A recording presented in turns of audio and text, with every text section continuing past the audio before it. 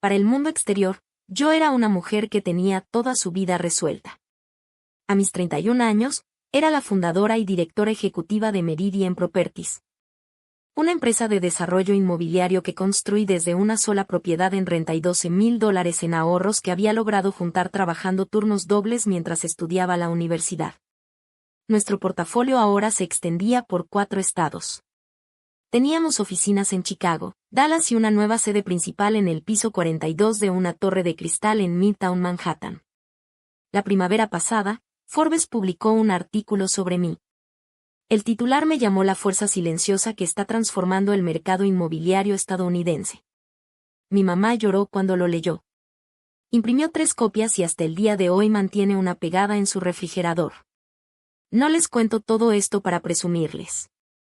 Lo cuento porque necesito que entiendan exactamente qué tan lejos había llegado, y exactamente cuánto confiaba en la única persona que se suponía debía estar a mi lado durante todo ese camino. Su nombre es mi esposo. O era. Él era el director financiero de Meridian Properties. Le di ese puesto 2 años después de casarnos, luego de meses escuchándolo decirme que creía en mi visión, que quería formar parte de algo real. Tenía un MBA de Northwestern. Tenía un carisma capaz de llenar cualquier habitación. Tenía una sonrisa que me hizo creer, por primera vez en mi vida adulta, que no tenía que cargar con todo yo sola. Estaba equivocada. Pero me estoy adelantando. Déjenme llevarlos de vuelta a la mañana en que todo se vino abajo. La mañana de la conferencia de prensa de Arlo Tower. Arlo Tower era el proyecto más grande de mi carrera, un desarrollo de uso mixto en el lado oeste de Chicago. 40 pisos. Residencias de lujo en la parte superior, locales comerciales y espacios de coworking abajo, además de un jardín en la azotea que nuestro arquitecto había pasado 8 meses diseñando. Llevábamos 3 años trabajando en ese proyecto. 3 años de peleas de zonificación, reuniones con inversionistas, noches sin dormir y más hojas de cálculo de las que podía contar. La conferencia de prensa sería el anuncio oficial antes del inicio de construcción. Teníamos confirmados a 52 periodistas, 3 equipos de noticias locales, una docena de nuestros inversionistas más importantes y la presencia del subdirector del alcalde. Yo estaba despierta desde las 4 de la mañana. A las 7 ya estaba en la oficina repasando puntos clave con mi directora de comunicación. A las 8:30 ya estaba vestida, blazer color marfil de corte estructurado, pantalones azul marino perfectamente entallados y los aretes de perlas de mi abuela. Estaba frente al espejo de mi baño privado diciéndome a mí misma: tú construiste esto. Hoy es tu día. Mi esposo me había enviado un mensaje a las 7:45. Voy un poco tarde. Nos vemos allá. No le di importancia. Siempre llegaba tarde. El evento se realizaría en el atrio de la planta baja de nuestra oficina en Chicago, un espacio enorme con ventanas de piso a techo y vista al río. Mi equipo lo había transformado durante la noche. Había flores, paneles con renders arquitectónicos, un podio y filas de sillas que ya comenzaban a llenarse de periodistas e invitados. Los camarógrafos instalaban sus equipos a los lados. Mi asistente, Priya, me entregó un café apenas crucé la puerta y me lanzó esa mirada que decía que todo estaba listo y que yo debía respirar. Estaba hablando con 2 inversionistas cerca de los paneles cuando ella entró. La noté porque apareció por la entrada del personal, una puerta lateral que requería tarjeta de acceso. Eso significaba que alguien la había dejado entrar. Era joven, quizá de unos 24 años.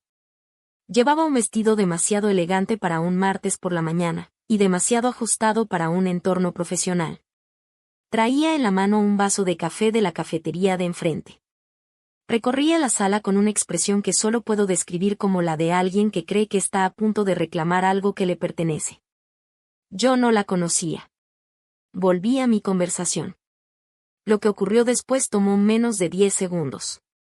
Escuché a Priya decir con firmeza: disculpa, no puedes estar aquí atrás. Y entonces lo sentí. Una ola de calor recorrió mi hombro izquierdo y bajó por mi brazo. El olor a espresso. Miré hacia abajo y vi una enorme mancha oscura expandiéndose sobre mi blazer color marfil, empapando también mi blusa. La sala entera quedó en silencio. Me giré lentamente. Ella estaba a menos de 1 metro de mí, sosteniendo el vaso ya vacío, mirándome con una expresión que no tenía absolutamente nada de arrepentimiento. A nuestro alrededor podía escuchar las cámaras. 50 periodistas. Todas las miradas de la sala sobre nosotras. «Ups», dijo ella, y sonrió. He estado en habitaciones difíciles antes. He estado sentada frente a banqueros que me dijeron que una mujer de mi edad no tenía ningún derecho a pedir tanto capital. He tenido contratistas abandonar obras porque no querían recibir órdenes de mí. Me han subestimado, ignorado e interrumpido en más salas de juntas de las que puedo contar. Así que cuando les digo que me quedé ahí, en medio de ese atrio, con espresso escurriendo por mi blazer frente a 50 periodistas, y no levanté la voz. Necesito que entiendan que no fue debilidad. Fue un músculo que me tomó años desarrollar. La miré con calma. Voy a necesitar que me expliques exactamente qué acaba de pasar. Ella inclinó la cabeza. No creo deberte ninguna explicación. Acabas de arrojarme café en mi propia conferencia de prensa, dije, manteniendo la voz firme, dentro de mi propio edificio. Así que sí, sí me la debes. Ella dio un paso hacia mí y, cuando volvió a hablar, su voz fue lo bastante fuerte para que las personas más cercanas la escucharan perfectamente. ¿Tu edificio? Se rió. Una risa corta y vacía. Cariño, mi esposo es el director financiero de esta empresa, lo que significa que la mitad de todo lo que hay aquí es mío, incluyendo, me recorrió de arriba a abajo con la mirada, lo que estás usando. El silencio que siguió fue de esos que pesan. Escuché el clic de una cámara. Luego otra. La observé durante un largo momento. Después metí la mano en el bolsillo de mi blazer, saqué mi teléfono y envié un mensaje. 3 oraciones. Mantuve el rostro completamente neutro mientras escribía. Necesito que vengas a la oficina de Chicago ahora mismo. Tu novia acaba de presentarse frente a mí y frente a 50 periodistas. Tal vez quieras llegar antes de que empiece a responder preguntas. Luego le entregué mi teléfono a Priya, volteé hacia la sala, sonreí sin mirar a nadie en particular y dije: denme 8 minutos. Entré a mi oficina privada, cerré la puerta y me cambié el blazer por uno de repuesto que guardaba ahí, gris carbón, igual de impecable. Volví a colocarme las perlas de mi abuela. Me miré al espejo. Me veía bien. Me veía como alguien a quien no acababan de humillar frente a todo su mundo profesional. Entonces regresé al atrio, subí al podio y di la mejor presentación de toda mi carrera. A mitad de mi discurso, vi a mi esposo entrar por la parte trasera de la sala. Miraba alrededor con el pánico particular de un hombre que todavía no sabe cuánto se ha dicho, pero sabe que ya es demasiado. La encontró junto a una pared lateral. Vi cómo se le borraba el color del rostro. Yo seguía hablando. Renderizados, cronogramas, impacto económico proyectado. Mi voz permanecía firme. Mis manos no temblaban. Los inversionistas asentían. Los periodistas escribían. Cuando terminó la presentación y la sala comenzó a llenarse de conversaciones y movimiento, bajé del podio y caminé directamente hacia donde estaba mi esposo. Ella seguía a su lado. Incluso se había sujetado de su brazo. Él parecía un hombre parado frente a un automóvil que sabe que está a punto de atropellarlo. Creo, dije en voz baja, mirándolo a él y no a ella, que los 3 deberíamos pasar a la sala de conferencias. Él abrió la boca. Ahora, dije, por favor. La sala de conferencias tenía paredes de cristal con vista al atrio. Sabía que la gente podía vernos, aunque no pudiera escucharnos. No me senté. Me quedé de pie en la cabecera de la mesa, crucé los brazos y miré a mi esposo. ¿Cuánto tiempo? Pregunté. Él no respondió de inmediato. Y eso, en sí mismo, ya era una respuesta. 14 meses, dijo ella antes de que él pudiera detenerla. Tomó asiento sin que nadie la invitara y acomodó las manos sobre la mesa como si estuviera instalándose cómodamente. Llevamos juntos 14 meses, y tengo 11 semanas de embarazo. Miré a mi esposo. Él seguía mirando la mesa. ¿Qué es verdad? Pregunté. Asintió con la cabeza. Hay momentos en la vida en los que recibes información que debería destrozarte, y en vez de eso sientes que algo dentro de ti se vuelve completamente quieto y frío. Como un sistema apagando todas las funciones no esenciales para mantener funcionando el núcleo. Eso fue exactamente lo que me pasó en ese momento. Sentí como me volvía silenciosa. Clara. Precisa. Está bien, dije. ¿Está bien? Repitió ella. Parecía casi molesta de que yo no estuviera más destruida. ¿Eso es todo lo que vas a decir? ¿Qué preferirías que dijera? Preferiría que... No estaba hablando contigo, dije. No con crueldad, simplemente como un hecho. Volví a mirar a mi esposo. Te necesito que vayas a casa. Un abogado se pondrá en contacto contigo antes de que termine el día laboral. No accedas a ninguna cuenta de la empresa.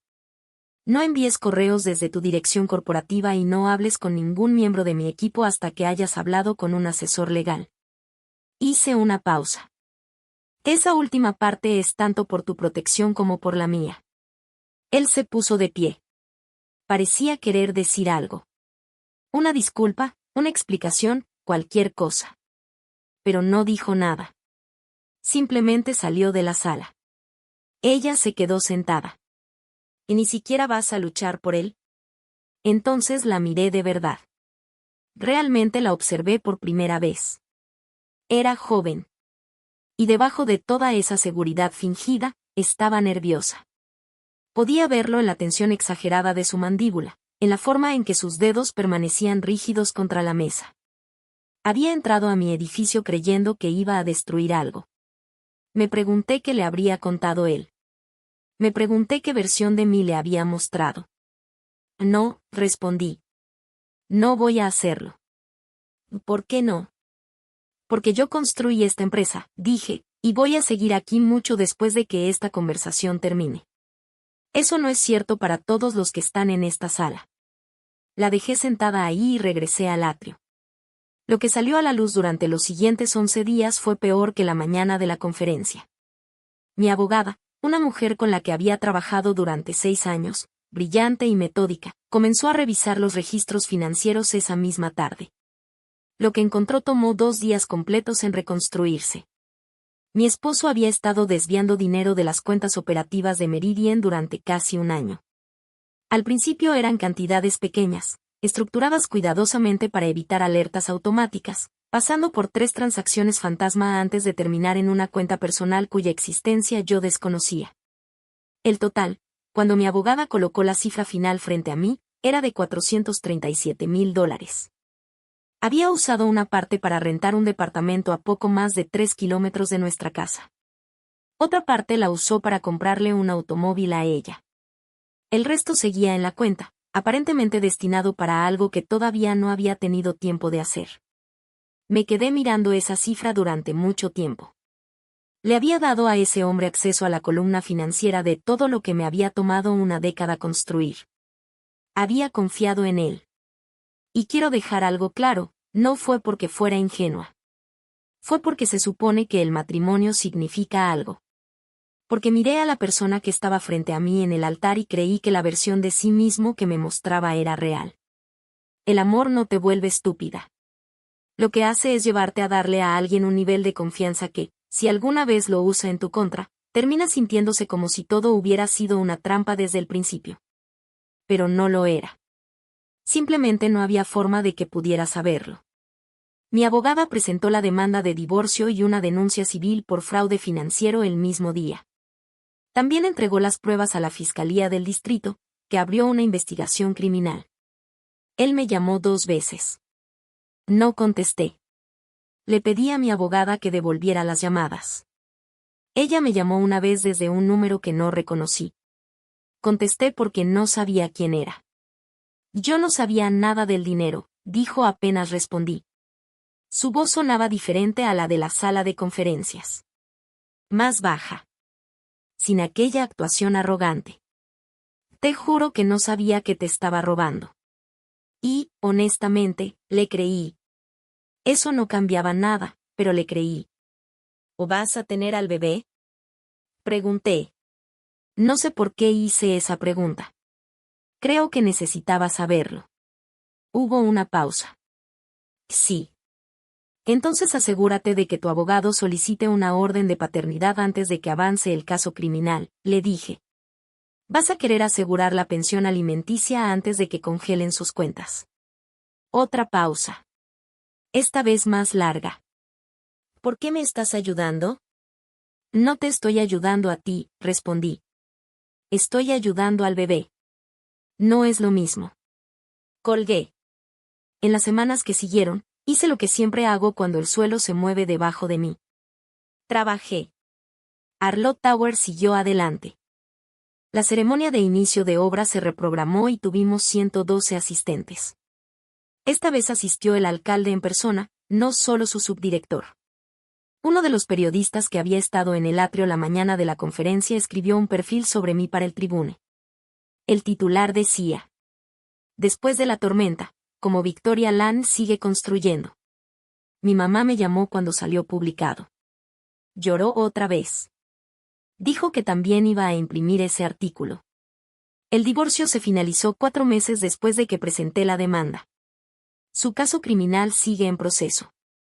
Su abogado negoció un acuerdo de cooperación y la fiscalía está utilizando los registros financieros para ampliar una investigación de fraude relacionada con otro asunto en el que, aparentemente, él ya estaba involucrado antes de conocerme. No sigo el caso muy de cerca. Configuré un filtro en mis alertas de noticias para que su nombre no aparezca a menos que yo lo busque específicamente. Pero hay una cosa más que necesito contarles. ¿Por qué importa? Y porque, en realidad, he estado rodeando el tema desde el principio. Su nombre es Daniel. Ha sido el asesor legal externo de Meridian desde mi 3er año en el negocio. Es tranquilo, estable, el tipo de persona que te da una respuesta honesta incluso cuando no es la que quieres escuchar. Él estaba en el atrio la mañana de la conferencia de prensa. Fue una de las primeras personas que vino a buscarme después. No para preguntarme qué había pasado, sino para entregarme un vaso de agua y decirme: Estuviste extraordinaria allá arriba. Eso fue todo. No insistió. No ofreció opiniones que yo no había pedido. Simplemente me dio el vaso de agua y se quedó ahí.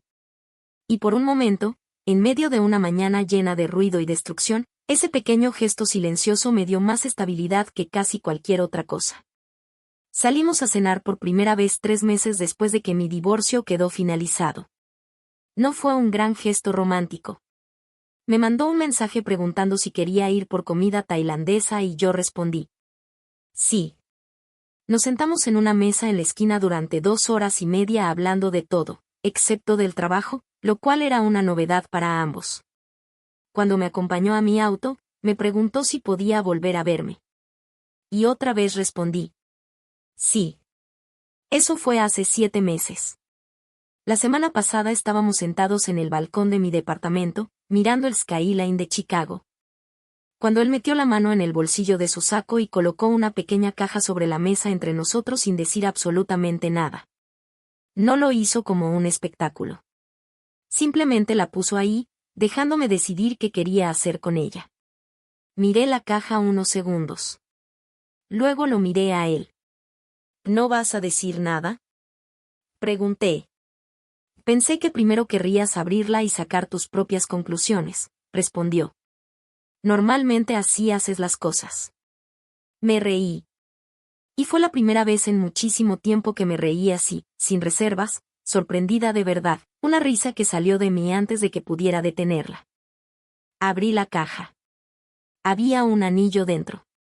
Simple, elegante, con una sola piedra. Nada exagerado. Nada que necesitara llamar la atención. Era el tipo de anillo que escoge a alguien que realmente ha puesto atención en la persona para la que lo está comprando. Volví a mirarlo. Él me observaba con la paciencia tranquila de alguien que genuinamente no intenta presionarte. Sí, dije. No necesité más tiempo que ese. Había pasado demasiados años siendo cuidadosa, midiendo cada riesgo, manteniendo todo a distancia hasta sentirme completamente segura. Y una vez estuve completamente segura de la persona equivocada. Pero he entendido que la certeza no es el punto. El punto es elegir a alguien que, cuando la mañana es difícil, la sala está llena de ruido y algo acaba de derramarse sobre todos los planes que hiciste, te entrega un vaso de agua y te dice que estuviste extraordinaria. Y lo dice de verdad. Les conté esta historia no porque quiera su lástima. Tengo todo lo que necesito. Sigo construyendo. Arlo Tower comenzará obras en primavera y tengo otros 3 proyectos esperando detrás de ese. La mujer que entró a mi oficina aquella mañana y arrojó café sobre mi blazer puso algo en movimiento que nunca imaginó. Abrió una vida que ya tenía grietas. Y lo que encontré debajo, el fraude, la traición, la arquitectura cuidadosamente diseñada de engaños que mi esposo había construido junto a la mía, tarde o temprano habría terminado derrumbándose por sí sola. Ella simplemente adelantó el momento. No le estoy agradecida. Pero tampoco estoy enojada ya. Estoy de pie en un balcón de Chicago con un anillo en mi mano, y con un edificio levantándose al otro lado del río con mi nombre en el permiso de construcción. Eso es suficiente. Más que suficiente.